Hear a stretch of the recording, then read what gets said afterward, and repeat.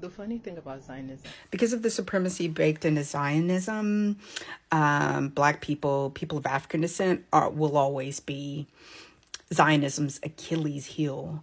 I don't even think they believe that South Africa would have the chutzpah, would have the capacity, the smarts, the intelligence, and the wherewithal to challenge them in the way that they did in taking them to court. But in the same way, and this is a probability that's creeping up in this, based on our election here in the United States, in the same way that people of African descent are the Achilles heel of Zionism and will continue to be, because the victims of the settler colonial projects that have gone on all around the world see the current settler colonial project that is being more than murderously that is doing more than murderously tantruming, but is also using lies to try to secure its victimhood. We see it for what it is. It's why Ta-Nehisi Coates saw what was going on for what it was. It's Jim Crow. It's been Jim Crow. We just stopped Jim Crow here in the United States, trying to recover from it. Oh, they had it ongoing over there and still do. But in the same way that Black people people of African descent are the Achilles heel of Zionism, Zionism is the Achilles heel of Black people trying to ascend to power. The probability for Kamala Harris to become president, and that ticket, Harris Wall's ticket, to ascend to the top position in the executive branch, is high at this point. It's probably going to look close as projected, but they will be victorious all the same, unless they can do what they did to Al Gore and use the Supreme Court in order to strip them, the Harris Walls ticket, of what is rightfully theirs, that position. But I'll go back to my secondary point, which is, if she becomes president, Zionism will be her Achilles heel. She must seek peace immediately. Same way we jumped out of Afghanistan. I'm not making a comment on how right that was, because that was horrific. Same way we left Afghanistan is the same way we need to leave this current settler colonial project alone. They want to exist, then those who have money and affluence and power, they need to pay for it. They need to do whatever they got to do whatever they think is their God-given right. They need to pay for it.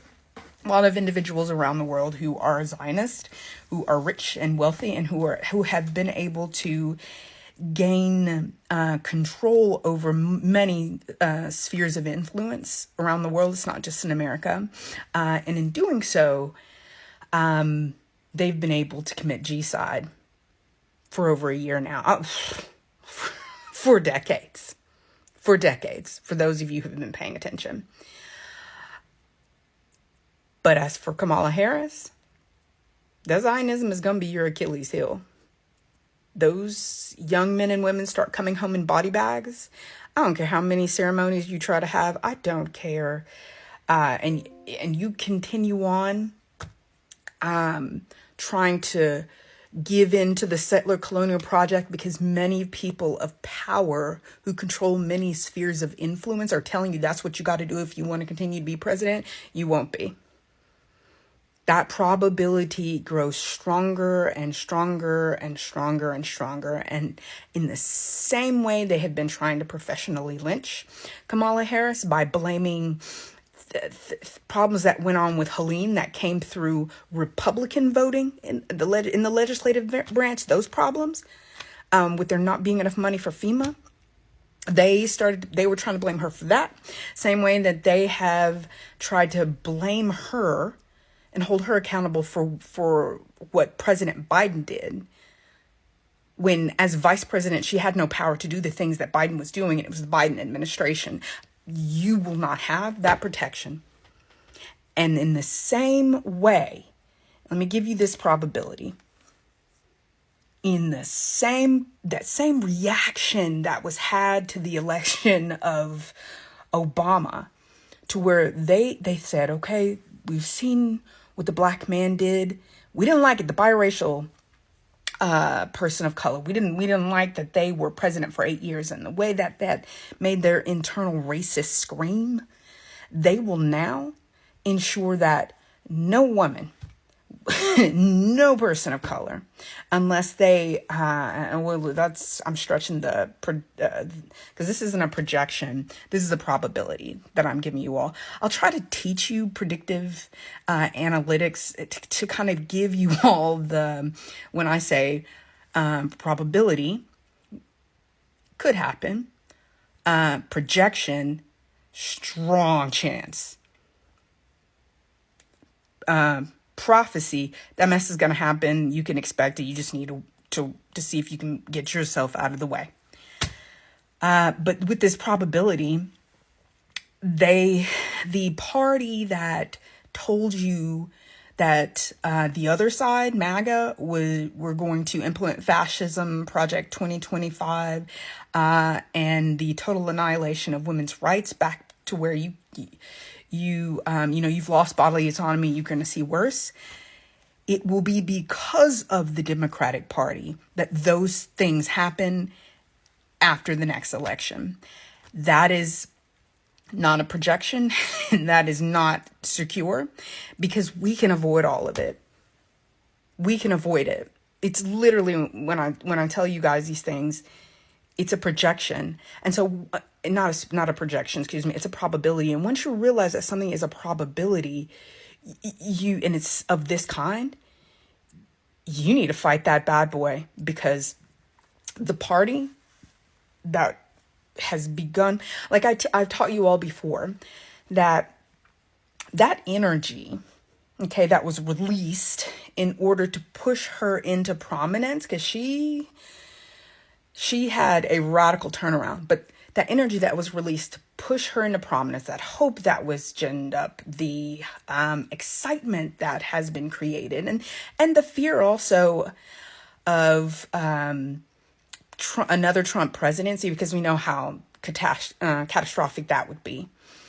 That energy can create a sinkhole. You need to see it just like a sinkhole that suddenly opens up if you do not seek peace. It's that simple. She has got to make the difficult decisions of, hey, I'm going to do this because this is what has to be done, and this is what is best for our nation. Kind of like what Biden did. He only got 4 years. Same thing with Jimmy Carter did when he spoke out against that settler colonial project, and they ensured that he that's a long discussion. But he spoke out, got 4 years. So she's gonna have to decide, even if this limits my growth potential in this position and what I could do for the United States, gonna have to do it.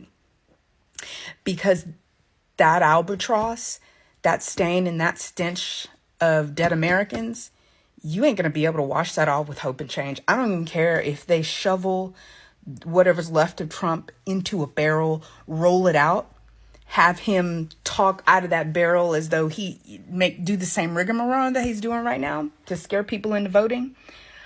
It's not going to work. And all of that positivity and all of that hope for change and all of that belief in a better tomorrow will collapse into a vacuous bit of destruction for Kamala Harris and Walz. There you go. There's the projection.